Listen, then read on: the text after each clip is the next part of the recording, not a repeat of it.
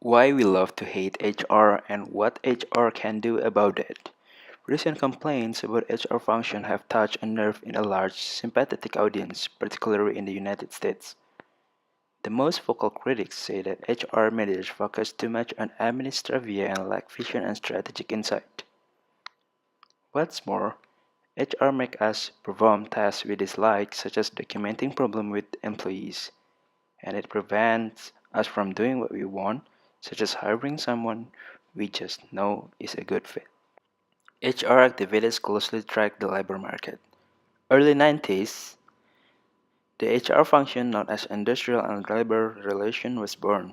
After steel and oil had transformed US business in the 19th century, it became clear that workforce management needed its own discipline. In 1920s, in a thriving economy, good workers were hard to come by and even harder to keep. HR induced supervisors to treat people well. 1930s, during the Great Depression, supervisors favored the drive system of management, threatening and sometimes hitting, and saw HR as a hindrance. Workers put up with almost anything to stay employed. Talent development was practically non-existent. In 1950s, after World War II, one-third of executives died in the office with no one to replace them. To fill that void, HR created a host of revolutionary hiring and development programs. In the 1970s, as the economic slowed, labor was once again plentiful. Business leaders started undoing all those post-war programs designed to attract and develop talent. Early 1980s, the US went into a deep recession, and workers clung to their job rather than invest in HR.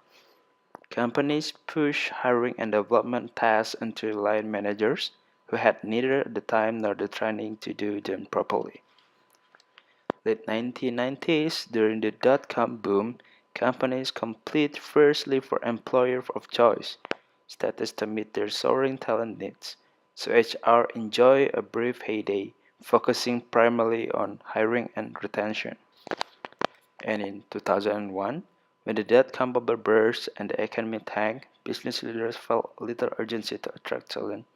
Productivity rose, stage stayed flat, and HR lost the influence it had enjoyed during the boom.